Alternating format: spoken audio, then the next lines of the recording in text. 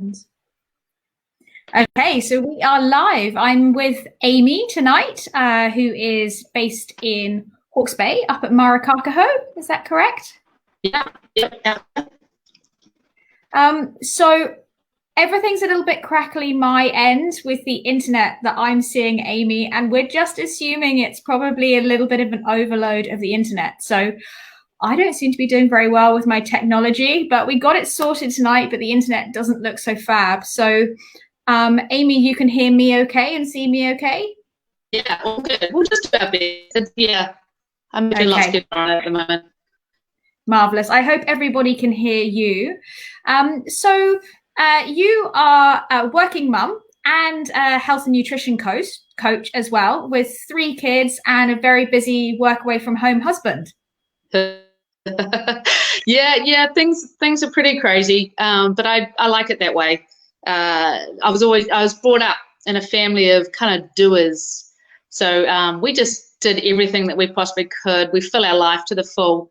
I didn't have kids till I was a bit later in life, so I think I had my first one about 34, and I sort of was doing a lot of sport up till then, and I just had all the time in the world. And then these 3 kids came along, and man, it taught me a lot about getting your bang for buck out of sort of the 2 key things for me is health. For health is nutrition and your movement, your exercise. So yeah. I've slowly through my sporting background and now being sort of time poor, figured out sort of the best way for me to be able to do whatever I'd like and feel strong and feel independent through good nutrition and what I call bang for buck exercise. So I sort of, when I get my little slot of time to do exercise, I do it pretty hard. I train hard because I think that's when I get my bang for buck out of it, and that's what makes me feel so good. So it's been a lifelong learning. And part of your, I suppose, working hard must come from a very highly successful sporting background from what I've seen. Yeah. Early days was swimming. So I was swimming 10 times a week in the pool and a few times a week on the land. So that taught me some really good ethics. And one of the main things I think is when you don't feel like doing it, that's probably when you should do it. So I have no problem getting up early in the morning. And I think I was reading a thing about Bear Grylls once, and he was like, just put your shoes on. Just roll out, put your shoes on, because I guarantee you won't persuade yourself to take your shoes off again and climb back into bed, because once your shoes on, then you'll start walking, and then you'll start jogging, and then you'll see the sunrise and all those good things that make you feel good. And I think that's what was trained into me through swimming and through kind of crazy parents.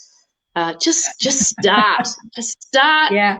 And feel that good feeling. So, yeah. And that must stand you in quite good stead right now with all of the kids home and you being home from work and just trying to keep that daily routine, which I think possibly many people might be struggling with a little bit. And now they're home and not quite the incentive to get up and get going in the day as they did when they had to get to work. Yeah, it's nuts, right? Oh, man, it's nuts. It's just they just want so much from you. It's kind of lucky I like the little buggers because I want to hang out with them, and hence why I think you posted one of my workouts. Yes, yes. To be honest, I don't think I've trained much with them before, and I have to share my time now because they want every minute of me and my husband all day. So it's cool, and I'm really impressed with their stickability. So I'm trying to make the workouts fun, passing a rugby ball, bouncing on a tramp, throwing hoops. But amongst that, I'm trying to exhaust them, to be fair. And they're in bed now. They're shattered. And they're eating well. I'm exhausted, but we're getting through these days. And I know it's only early on, but we have quite a good plan in our day. And I think it's helping. I think we're feeling in control at this point. So how's your structure working for you now you've got all the kids at home? I know you've kind of got a bit of a routine and project time and things like that for the kids that they're quite enjoying? There's probably a strong word, enjoying. they have to do it. Look, once they start, it's like everything. I'll be like, right, it's kind of, we've got a work time with project time. and they're like, "Ugh," and then they start and they're like, oh, this, you know what, this is kind of cool. So what did we do? Yesterday they chose a thing each. So I think one of them chose Bowden Barrack, one of them chose Hulk Smash, and they had to write a project on it. And then I do some maths, I do some workout, and then we're like, right, exercise, and we're outside, and it's still so warm. I do wish it would rain. I so wish it would rain for the farmers, but yeah, it is warm, so we can do a lot outside. And then we have quiet time just to give me and my husband a break, really. And then we're back into it. And yeah, and I think they feel in control too, because they kind of know the structure of the day now. So it's good.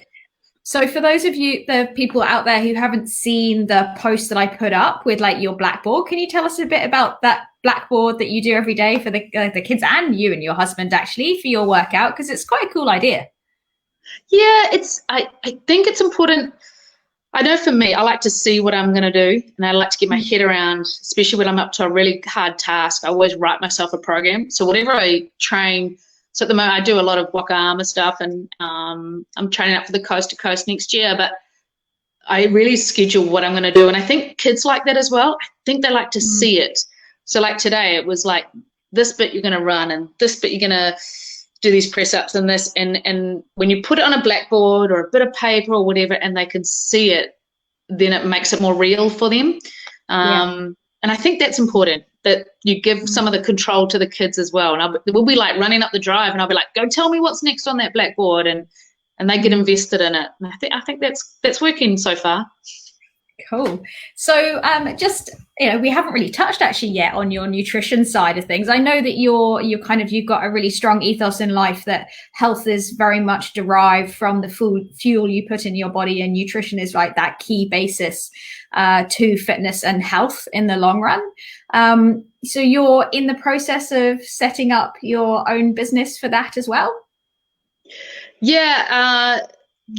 I've So I've probably been ticking away at it for a few years, and just sort of doing pro bono clients, and some of them sort of, we have an agreement. For me, the biggest lesson I learned when I was swimming, that I really wish I'd got on top of earlier in the piece, was my nutrition. And I thought I knew what I was doing, and I think I was eating lettuce and some carrots and porridge, and I just wasn't fueling my body. And I since marrying a farmer, I learned more about eating off the land, eating real basic clean foods, potato, the meat and 3 veg just goes all the way. And like I balance out every meal. So every meal I look at it and I'm like, where's my proteins? Where's my fats? Where's my carbs? Where's my colors? So colors is a big deal to me. And I feel that the more color that is in your plate, the more of the vitamins and minerals you're getting. And that is what, really forms the proteins and the fats to get absorbed in your body. So for me, it's fats, carbs, and proteins. Yep, is that on my plate? And then how much color have I got in there? And I teach the kids that as well. So nutrition, I would say, is more the 60-40 kind of percentage of importance around health for me. It's more important than exercise, because if I got injured, I'd know, well, I'm still going to keep my health going because I'm making good choices in my food, and that's important. Yeah, that's a really key point there, actually. And I know you encourage your kids. Is it 4 different colors they need to have in their vegetables on their plate if they can? On a good day. On a good day. So I asked Kane last night, and I will be asking the next couple of people I'm chatting to about their sort of 3 things that they've discovered that they're really grateful for during this period of lockdown. Because I think a lot of us are actually, though we are in lockdown, we're very much realizing that we are very, very blessed in life in many ways, and we're experiencing things that seemed so mundane before, but now we're exceedingly grateful for. What would 3 things in your current day or life now be that you would be very aware that you're grateful for? Yeah, you're on the money. It's this whole, it's not really an experiment because it's actually happening to us, is extraordinary. I guess I really like my kids, which it shouldn't be new, but the more time I spend with them, I like them even more, which is cool because we're talking and I'm not rushing. Yeah. So, that whole non-rushing, and I heard Kane talk about it, and I hear other people talking about it. Just, sit down and play Lego with them and all that. I'm loving that. And then I guess the kindness of strangers. So, I'm seeing some pretty awesome things from around nationally and in my district and in my job, which is pretty demanding. I work as a detective in the police, and it's the kindness of strangers is blowing me away, and it's the simplest things. And it's really nice to see, because we tend to focus on the negative a bit in the media. And man, there's some cool things happening out there. So if you just watch and listen, you'll see it. So that's probably it for me. Cool. And I just want to finish off, because you were telling me when we caught up very briefly with a little story earlier about one of your neighbors who you hadn't really chatted too much, but that you've now got like a little neighborhood texting thing going on when you're all going down to the supermarkets and things like that. Yeah.